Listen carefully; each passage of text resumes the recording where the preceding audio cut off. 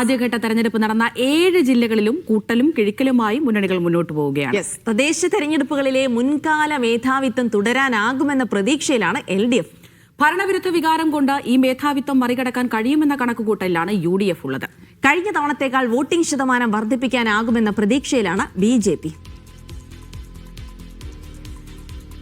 അപ്പോൾ പോകാൻ നേരെ തിരുവനന്തപുരത്തേക്ക് സിജോ വി ജോൺ വിവരങ്ങൾ നൽകും. അങ്ങനെ സിജോ, തെരഞ്ഞെടുപ്പ് ഒക്കെ കഴിഞ്ഞു. അപ്പോൾ സ്വാഭാവികമായിട്ടും ഇനിയിപ്പോൾ പോളിംഗ് ശതമാനത്തിലാണ് മുഴുവൻ കാര്യങ്ങൾ ഇരിക്കുന്നത്. അത് കണക്ക് കൂട്ടി ഇവിടെ ഇത്ര കൂടിയത് കൊണ്ട് ഞങ്ങൾക്ക് അനുകൂലമാണ്, കുറഞ്ഞത് കൊണ്ട് ഞങ്ങൾക്ക് തിരിച്ചടിയാണ് തുടങ്ങിയ കണക്ക് കൂട്ടലാണ് എല്ലാ മുന്നണികളും എന്ന് മനസ്സിലാക്കാം. അപ്പോൾ ഈ മൊത്തത്തിലുള്ള കണക്കുകൾ നമ്മളോട് എന്ത് പറയുന്നു? എന്താണ് മുന്നണികളുടെ പ്രതീക്ഷ സിജോ?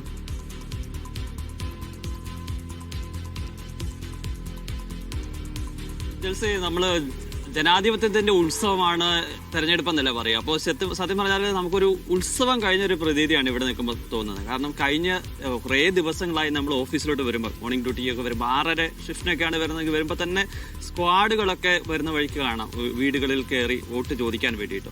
ഒരു 8 മണി ഡ്യൂട്ടിക്കൊക്കെ വരുന്നതെങ്കിൽ സ്ഥാനാർത്ഥികൾ കൂടി കുറച്ച് സജീവമാണ്. കാരണം അവർ ആ സമയത്തേക്ക് പലയിടങ്ങളിൽ പോയിട്ടൊക്കെ എത്തുന്ന ആ സമയമായിരിക്കും. അത് പ്രത്യേകിച്ച് ഈ നമ്മൾ നഗരത്തിലായതുകൊണ്ട് ഈ രാവിലെ ഡ്യൂട്ടിക്കൊക്കെ പോകുന്ന ആളുകൾ അവർ പോകുന്നതിന് മുമ്പ് വന്ന് കാണാൻ വേണ്ടിയിട്ടൊക്കെയാണ് അങ്ങനെയൊക്കെ വന്നിരുന്നത്. പക്ഷേ ഈ ഇന്നൊക്കെ വന്ന സമയത്ത് ഭയങ്കര നിശബ്ദമാണ്. കാരണം പതിവ് രീതിയിലേക്ക് പോയി. ഒരു ഉത്സവം കഴിഞ്ഞ അവസ്ഥ തന്നെ എത്തിയായി. ഒരു ഉത്സവം കഴിഞ്ഞ ഒരു പൂരം കഴിഞ്ഞ ഒരു പൂരപ്പറമ്പ് എന്ന നിലയിൽ എത്തിയിട്ടുണ്ട്. പക്ഷേ ഈ പുറത്തുള്ള ഓളമൊന്നും ഇല്ലാന്നുള്ളൂ കേട്ടോ. പക്ഷേ മുന്നണികളും സ്ഥാനാർത്ഥികളും അതോടൊപ്പം തന്നെ നേതാക്കന്മാരൊക്കെ അവരെ കണക്കൂട്ടലൊക്കെ തുടങ്ങിയിട്ടുണ്ട്. ഇന്നലെ മുതൽ തന്നെ അത്രയും കണക്കൂട്ടൽ തുടങ്ങിയിട്ട് ഏതൊക്കെ ആളുകൾക്ക് വോട്ട് ചെയ്തിട്ടുണ്ട്, എത്ര പേര് ചെയ്തിട്ടുണ്ട്, നമുക്ക് എത്ര വോട്ട് കിട്ടും, അങ്ങനെ ഒരു കണക്കൂട്ടലിലൊക്കെ കടക്കുകയും ചെയ്തിട്ടുണ്ട്. അതായത് വലിയ പ്രതീക്ഷയാണ് 3 മുന്നണികളും പറയുന്നത്.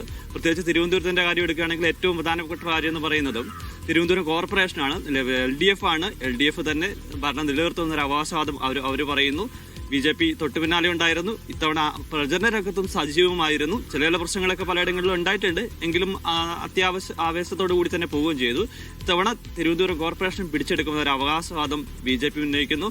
കോൺഗ്രസ് നില മെച്ചപ്പെടുത്തും. കഴിഞ്ഞ തവണ 10 ഒതുങ്ങിയതാണ്. ഇത്തവണ ഭരണം പിടിക്കുമെന്ന് അവർ പറയുന്നുണ്ടെങ്കിൽ പോലും അത് എത്രത്തോളം പ്രായോഗികമാണെന്ന് നമുക്കറിയാം. എങ്കിൽ പോലും അവർ കുറച്ചുകൂടി ശബരിനാഥനെയൊക്കെ ഇറക്കി ഗ്രൗണ്ട് കുറച്ചുകൂടി നല്ല സ്പേസ് ഉണ്ടാക്കിയിട്ടുണ്ടായിരുന്നു. അതുകൊണ്ട് കുറച്ച് നില മെച്ചപ്പെടുമെന്നാണ് പ്രതീക്ഷിക്കപ്പെടുകയും ചെയ്യുന്നത്. അതാണ് തിരുവനന്തപുരം കോർപ്പറേഷൻ റിലേറ്റഡ് നോക്കുകയാണെങ്കിൽ. അതോടൊപ്പം തന്നെ മുനിസിപ്പാലിറ്റിയുടെ കണക്കുകളാണെങ്കിൽ നോക്കുമ്പോൾ പലയിടങ്ങളിലും അങ്ങോട്ടും ഇങ്ങോട്ടും മാറി മറിയാനുള്ള സാധ്യതയാണ് ഇപ്പോൾ നിലവിലുള്ളത്. തിരുവനന്തപുരമുണ്ട്. തിരുവനന്തപുരത്ത് ആകെ ഒരു നിരാശ എന്ന് പറയുന്നത് കഴിഞ്ഞ തവണത്തേക്കാൾ കുറച്ച് പോളിംഗ് പെർസെൻറ്റേജ് കുറഞ്ഞു. കേരളത്തിൽ മുഴുവൻ കുറഞ്ഞിട്ടുണ്ട്, ഈ ജില്ലകളിൽ കുറവുണ്ട്. പക്ഷേ തിരുവനന്തപുരത്തെ സംബന്ധിച്ച് കുറച്ചധികം കുറയുകയും ചെയ്തിട്ടുണ്ട്. പക്ഷേ പോളിംഗ് പെർസെൻറ്റേജ് കുറഞ്ഞിരിക്കുന്നത് തങ്ങളെ ബാധിക്കത്തില്ല എന്നാണ് ഈ 3 മുന്നണികളും അവകാശപ്പെടുന്നത്. കാരണം തങ്ങളുടെ വോട്ടുകളെല്ലാം തങ്ങൾ ഉറപ്പിച്ചിട്ടുണ്ട്. തങ്ങളുടെ വോട്ടർമാരെല്ലാം തങ്ങൾക്ക് വോട്ട് ചെയ്യേണ്ട ആളുകളെല്ലാം ബൂത്തിൽ കൊണ്ടുപോയി വോട്ട് ചെയ്യിപ്പിച്ചിട്ടുണ്ട് എന്നുള്ളതാണ് അവർ പറയുകയും ചെയ്യുന്നത്. എന്തായാലും ഒരു മാസക്കാലത്തോളം നമ്മൾ എത്ര വിഷയങ്ങളിലൂടെ കടന്നു പോയതാണ്. ഈ പ്രാദേശികമായ വിഷയങ്ങളാണ് പ്രധാനപ്പെട്ട കാര്യമെങ്കിൽ പോലും ശബരിമല വിഷയം വന്നു, അതിനുശേഷം രാഹുലിന്റെ വിഷയം വരുന്നു. അങ്ങനെ ഒരു സ്റ്റേറ്റ് വൈഡ് ഒരു നിയമസഭ അല്ലെങ്കിൽ ലോക്സഭ ഇലക്ഷൻ നിൽക്കുന്നത് പോലെ തന്നെ അതേ ഒരു വൈബിൽ തന്നെയായിരുന്നു സത്യം പറഞ്ഞാൽ ഈ തദ്ദേശ തെരഞ്ഞെടുപ്പ് ഉണ്ടായിരുന്നത്. ഇനി നമുക്ക് കാത്തിരിക്കുകയാണ്. മുന്നണികൾ ഒക്കെ ഇനി ഒരു 2 ദിവസം കഴിയുമ്പോഴേക്കും അറിയാമല്ലോ ആരൊക്കെ ജയിക്കും, ആരൊക്കെ തോൽക്കും എന്നൊക്കെയുള്ള ഒരു കാര്യം. അപ്പോൾ ആ ഒരു കാത്തിരിപ്പിലാണ് എല്ലാവരും ഉള്ളത്. ഇതിൽ 3 മുന്നണികളും വലിയ പ്രതീക്ഷയിലാണ്. മുന്നണി സ്ഥാനാർത്ഥികൾ മാത്രമല്ല സ്വതന്ത്രമായി രംഗത്ത് നിൽക്കുന്ന ആളുകളുണ്ട്. അവർ വലിയ ആത്മവിശ്വാസം തന്നെയാണ് പ്രകടിപ്പിക്കുകയും ചെയ്തത്. ശരി, ഏതായാലും സിജോ പറഞ്ഞതുപോലെ 2 ദിവസം കൂടി നമുക്ക് കാത്തിരിക്കാം. അതെ, പ്രതീക്ഷകളൊക്കെ ഉണ്ട്. അപ്പൊ അതുവരെ ആ പ്രതീക്ഷകൾ വെച്ച് പുലർത്താം. ഇനി കൊച്ചിയിലേക്ക് പോവുകയാണ്. കൊച്ചിയിൽ നിന്ന് അഹമ്മദ് മുജ്തബ വിവരങ്ങൾ നൽകാനായി ചേരുന്നുണ്ട്. Mojtaba, good morning. കഴിഞ്ഞ ദിവസം ഈ 1ാം ഘട്ടം കഴിഞ്ഞപ്പോൾ മനസ്സിലാക്കുന്നത് എറണാകുളത്ത് മികച്ച പോളിംഗ് തന്നെയാണ് രേഖപ്പെടുത്തിയതെന്നാണ്. അത് കൊച്ചി കോർപ്പറേഷനിലായാലും ശരി. എങ്ങനെയാണ് നിലവിലെ ഈ ഒരു പോളിംഗ് പെർസെന്റേജ് വെച്ച് മുന്നണികളുടെ ഒരു വിലയിരുത്തൽ? വലിയ പ്രതീക്ഷയിൽ തന്നെയാണോ ഉള്ളത്? Jils, good morning. സൂചിപ്പിച്ചതുപോലെ കൊച്ചി കോർപ്പറേഷനെ സംബന്ധിച്ച് ഒരുപക്ഷെ കഴിഞ്ഞ തൊട്ടു മുമ്പത്തെ തെരഞ്ഞെടുപ്പിനെ അപേക്ഷിച്ച് കുറെ കൂടി ശക്തമായൊരു മത്സരം നടന്ന ഒരു തെരഞ്ഞെടുപ്പ് കൂടിയാണ്. വാശിയേറിയ കാര്യം UDFനെ സംബന്ധിച്ച് കഴിഞ്ഞ 5 വർഷം നേരിയ ചില മാർജിന്റെ വ്യത്യാസത്തിൽ, ചില പ്രശ്നങ്ങളുടെ അടിസ്ഥാനത്തിൽ ഭരണം നഷ്ടപ്പെട്ടു പോയ കൊച്ചി കോർപ്പറേഷൻ UDFനെ സംബന്ധിച്ച് അവർ ശക്തി കേന്ദ്രമെന്ന് കരുതുന്ന ഒരു കോർപ്പറേഷൻ നഷ്ടപ്പെട്ടു പോയ ഒരു വിഷമത്തിലായിരുന്നു. അതിനനുസരിച്ച് എല്ലാ അടവുകളും പയറ്റിയിരുന്നു. വിമത പ്രശ്നമുണ്ടായിരുന്നു. പക്ഷേ LDFനെ സംബന്ധിച്ച് അത് അങ്ങനെയല്ല. LDFനെ സംബന്ധിച്ച് നിലവിൽ കഴിഞ്ഞ 5 വർഷം കുറേയധികം പദ്ധതികൾ നടപ്പിലാക്കിയ ഒരു ആത്മവിശ്വാസത്തിലും അതോടൊപ്പം തന്നെ അത് ജനങ്ങളിലേക്ക് എത്തി എന്ന് പൂർണ്ണ വിശ്വാസത്തിലുമാണ്. ഇന്നലത്തെ ഒരു പോളിംഗ് പെർസെൻറ്റേജ് നോക്കുമ്പോൾ തന്നെ അത് വ്യക്തമാണ്. 74% എറണാകുളം ജില്ലയിൽ ആകെ പോളിംഗ്. അത് കൊച്ചി കോർപ്പറേഷനിൽ കുറെ അധികം, ഒരു 75-ന് മുകളിലേക്ക് കോർപ്പറേഷൻ കണക്ക് മാത്രം എടുക്കുമ്പോൾ ആ രൂപത്തിൽ അത് ഉയർന്നിട്ടുണ്ട്. അതിനർത്ഥം പരമാവധി LDFും UDFും മാക്സിമം വോട്ടർമാരെ, എല്ലാ വോട്ടർമാരെയും ബൂത്തിലെത്തിക്കാൻ കഴിഞ്ഞ ഒരു ആത്മവിശ്വാസത്തിലാണ്. ഇന്നലെ സതീഷിന്റെ പ്രതികരണം നമുക്ക് ലഭിച്ചതാണ്, DCC പ്രസിഡന്റ് ഷിയാസിന്റെ പ്രതികരണം നമുക്ക് ലഭിച്ചതാണ്. അവർ രണ്ടുപേരും പറയുന്നത് രണ്ടു കൂട്ടരും ഭരണം ഉറപ്പിക്കാൻ തയ്യാറായിട്ടുണ്ട് എന്നതുൾപ്പെടെയുള്ള കാര്യങ്ങളാണ്.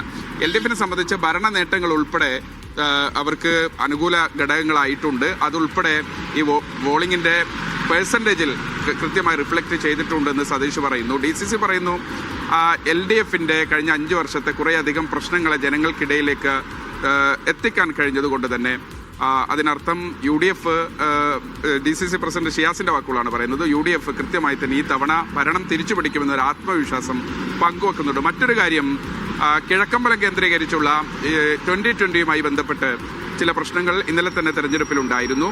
അദ്ദേഹം പറയുന്നത് മത്സരിച്ച 800-ലധികം സ്ഥലങ്ങളുണ്ട്. അവിടങ്ങളിലെല്ലാം കൃത്യമായി തന്നെ കഴിഞ്ഞ തവണത്തേക്കാൾ 4 പഞ്ചായത്താണ് നിലവിൽ കിഴക്കമ്പലം ഭരിച്ചിരുന്നത്, ഈ 2020 ഭരിച്ചിരുന്നത്, കിഴക്കമ്പലം ഉൾപ്പെടെയുള്ള സ്ഥലങ്ങൾ. അതിനേക്കാൾ കൂടുതൽ പഞ്ചായത്തുകളിൽ ഇത്തവണ കടുത്ത സാന്നിധ്യം ഉണ്ടാക്കും എന്നതുൾപ്പെടെയുള്ള കാര്യങ്ങൾ അവർ പറയുന്നുണ്ട്. പക്ഷേ തെരഞ്ഞെടുപ്പിന്റെ അവസാന മണിക്കൂറുകളിൽ ചില പ്രശ്നങ്ങളുണ്ടായി. ബൂത്തിനടുത്ത് വെച്ച് സാബു സംസാരിച്ചതുൾപ്പെടെയുള്ള ചില പ്രശ്നങ്ങളുണ്ട്. ഇന്ന് അതുമായി ബന്ധപ്പെട്ട് LDFും UDFും ഒരു കുറുമുന്നണിയായി 2020-ക്കെതിരെയുള്ള ചില നീക്കങ്ങൾ നടത്തി എന്നതുൾപ്പെടെയുള്ള ആരോപണങ്ങളുമായി 8:30 മണിക്ക് സാബു തന്നെ മാധ്യമങ്ങളെ കാണാനുള്ളൊരു സാധ്യത ഉണ്ട്. ആ നിലയ്ക്ക് എല്ലാ മുന്നണികളും ഈ പോളിംഗ് പെർസെൻറ്റേജ് തങ്ങൾക്ക് അനുകൂലമാകും എന്നൊരു കണക്ക് കൂട്ടലാണ്. അതിനൊപ്പം തന്നെ ചില പ്രശ്നങ്ങളിൽ കാര്യമായി തന്നെ വോട്ടിംഗ് കുറഞ്ഞിട്ടുണ്ട്. അത് വിമതരുമായി ബന്ധപ്പെട്ട ചില പ്രശ്നങ്ങളാണ്. എന്തായാലും നാളെ 2 ദിവസങ്ങൾക്കകം എന്താകും ഫലം എന്നത് സംബന്ധിച്ചുള്ള ഒരു കാത്തിരിപ്പിലാണ് നേരത്തെ സിജോ പറഞ്ഞതുപോലെ മുന്നണികളുള്ളത്.